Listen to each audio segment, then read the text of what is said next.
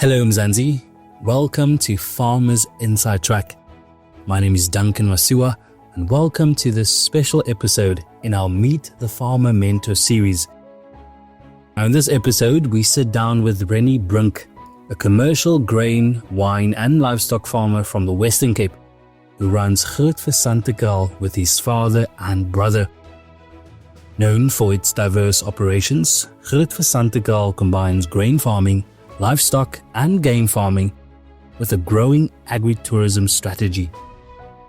Rennie shares his journey of managing such a wide-ranging farm, offering insight into balancing operations, financial management and diversifying income streams.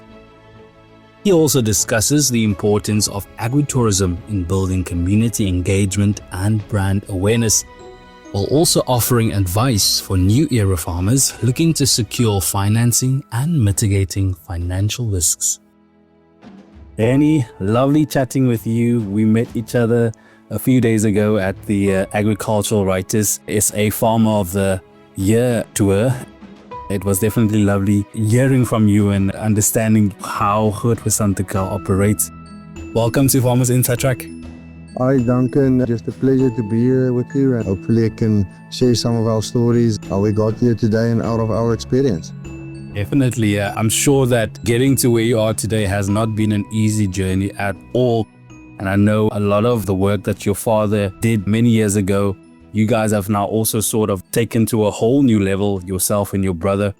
But for those who might not know, Groot Phesantekraal is known for its diverse operations from livestock and even grain farming as well.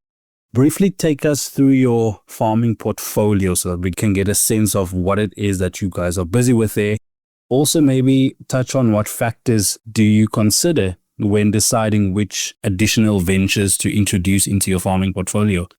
The Brinks took over in the late 1800s on the farm Groot Phesantekraal. My father, he took over from his grandfather and his father early 90s. At that time, we were only a usual Western Cape diverse farming, bit of grapes, bit of grain, bit of livestock, but not big in any one of those. And so my father, he said, you must be big in something to grow and to get economics of scale. So then he started to expand and get new ventures going and actually laid the foundation where we are today. So we are a typical Western Cape farm still today, but with the biggest operation is the grain side, but with a big vineyard side as well. Also with our own cellar on the farm, livestock, sheep and cattle. And also complementing the sheep and cattle, we've got a pelleting feed factory. Our main consideration, if we want to expand into new operations, we looked at what can add value to our current operations. So if you look at the operations that we currently have, on the vineyard side, we usually was a farm that just sold grapes to other cooperatives or other sellers, but we couldn't expand with the prices we were getting. So then we started to making our own wine, first on other farms, bottling our own wine, to go out there and to show people what our grapes can do. This is the product you can expect from this grapes, so you can start getting more for your product. And then it grew actually to where we built a cellar 2 years ago, fully operational. It's all to adding value. And on the livestock, the sheep and cattle side, we were seeing what we were paying for feed. And with the grain side that we have, we can produce 90% of the stuff, of the raw material that we use in pellets, we can produce ourselves. And we said, listen here, let's explore this. And we're not looking back. It's a great adding value, and we're in the situation now where we also can pelletize for other farmers and growing that, and through that we made a new market for ourselves. So yes, it's all about adding value to what we have. That's a big consideration when we're taking on something new. Very impressive, Rennie, I must say. And if I hear you correctly, it's not about what I'd like to do as a farmer, but it's more about asking what can I add to the operation that actually brings value, finding that right fit as opposed to a new hobby. No, definitely. I think 5 years ago, we were exploring the option of maybe doing citrus, but then we saw, listen here, this is not something that we are currently doing.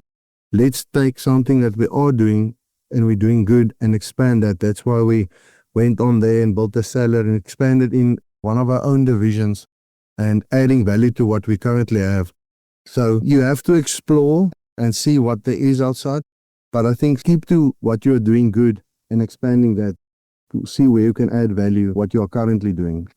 That sort of answers my next question, about how do you guys ensure that all the different farming activities complement each other rather than compete for resources and attention?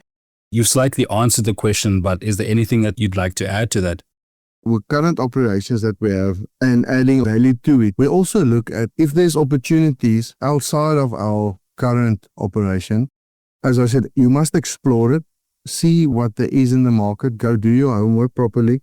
And sometimes you'll see it can actually add some value to your current product by doing a bit of homework and then actually seeing what the financial side and profitability side around it is. It doesn't always help to add value to something, but you're doing a lot of effort for little reward. So there's a lot of homework going in behind before you actually say, yes, let's go and do this or don't do it. Obviously, that's where we only three, it's my father and my brother and me. We already got a lot of things going. So it must be something that if you do it, it must almost run it on its own and not take a lot of effort. So it's a lot of thinking behind doing something new just to start it. I know that you've got a background in accounting. I'm sure that fits the farming operation quite beautifully. How do you approach financial planning and management on the farm, especially with a wide range of operations? I can't imagine that it's easy, but how do you approach that? So my father said he teach me that there is about farming. He can't teach me the financial side of a lot of things. He can teach me the basics, but to do the in-depth stuff, go and study it. I actually was okay at school at accounting, so I said, let's go in that direction. And it was actually something I love, and still today, I love making calculations and stuff. That's where you see if you're growing or not growing. You can do it to the T. But getting back to the question, so my father set up a back office. They can tell me in time what is my operations expenses for the year, what have I received, what is my cash flow for the year. Obviously they need a lot of information from us, but weekly we can give our back office all of the information they need. They read it into our system, and then we are up to date every day. So if my father comes in and asks me how's things going on that department, I said, listen here, let's check. I said, this is what we've got in, this is where we are. So it makes decision making so much easier if you've got a exact standpoint where you are in time. And that is all around the systems that me and my father put in place on the financial background side. And without that, you're going to make a decision in the dark and it's going to cost you money. Most definitely. Now, for new farmers or those looking to scale their operations, because those are the listeners that are currently tuned in, what advice would you give when it comes to securing financing as well as managing financial risks? When I came to the farm, I was very excited and wanted to do new things and run with it. And what my father just told me, when he started farming, interest rates were between 20 and 25%. And he said to me, go and make your calculations with that interest rate in mind. If it then works, then you do it. You build yourself a big risk factor in it when you do calculations like that. And you must make sure that if it's something that you want or something that you need before doing the exercise. A lot of times when you actually go and think about something, it's more something you want than you need on the farming side. And to explore other options, example for not financing maybe a new tractor, for renting one for a month or two, it's going to cost you money, but it's going to cost you less if you see you actually don't need it and you can get around without one or a truck or something like that. So explore alternatives and make your calculations right. That's the biggest thing you need when making the decisions. And the other thing is you need to take some risks to grow that you can't get around, but then you must know the risks. You must know what you're putting at risk for taking the decision. If you know the risks, then you can decide, okay, it's worth it, or let's wait a bit. Yeah, a lot of times you make the right decision because you know the risks. So that's how I approach it. Fantastic. So two things that we've learned now is that it's important to have a system in place that helps you make better decisions when it comes to the financial side, but also when implementing new systems or wanting to explore new ventures, that you actually make sure that it's something that you need and make decisions based on that. Of course, Groot Phesantekraal also has a agritourism component to it, and that seems to be part of your strategy as well. How do you approach it to provide an authentic and valuable experience for visitors? And maybe before answering the question, tell us a bit about your agritourism component. We've got a restaurant on the farm and a wine tasting room. This is all part of our value adding to an operation. So when we started to make wine in 2005, it's nothing to make wine, but you have to sell the wine. And that's the biggest barrier to entry, is you must sell that wine to make the money out of it. So then we started to do wine tastings in our office, and then we quickly saw, no, this is not going to work. You have to build a wine tasting room and to give the client the experience they want to accompany the wine that they are drinking. So and so the restaurant also followed. It's all about adding value to the buyer to buy our product. So yes, we've got the restaurant, the wine tasting, and we build around it. We've got 3 pillars that we work around. It's family. We are a working farm. We're a commercial farm that's busy every day. And also the heritage of the buildings. My father loves the old buildings and to restore it. He always tells us we've got a responsibility to look at our heritage and the history around it. We have to preserve it and building the experience around that. So we add value, but also reserving our heritage. I know that agritourism presents unique opportunities for farmers to diversify their income streams, but also, I suppose, build brand awareness. What have been some of the key lessons learned from integrating agritourism with your farming operation? When you farm with grain or sheep and cattle, it's easy. It's just you and them. But when you start to receive clients to the farm, then you're actually farming with people. And that you have to have a whole new mindset around that to entertain people.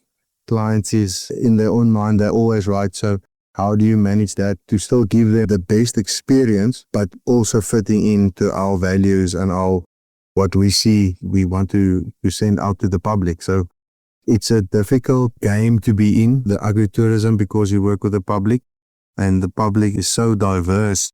We always have to be neutral in our UX, handle situations and receiving people. It's always nice to see new people and to interact with them. You can't be angry the whole day. You have to put a smile on and see what the people is. Everybody's got a story. Definitely. Farming with people, that's a new one for me. Thank you. Yes, it's definitely something to get used to. So from lessons learned in agritourism to lessons learned in your farming journey with a diverse farming portfolio such as Groot Phesantekraal, I can imagine that over the years, especially while you have been actively involved yourself, you and your brother, there's been lots of lessons to learn. Take us maybe through one of those big lessons that you guys have learned, and how did that shape your approach to running the farm today? When farming, you farm with nature, weather, climate change, either good or bad. So the foundation that my father told me, you can't do anything about weather and natural occurrences. You got to do everything the best way that you can do, that you must control the controllables.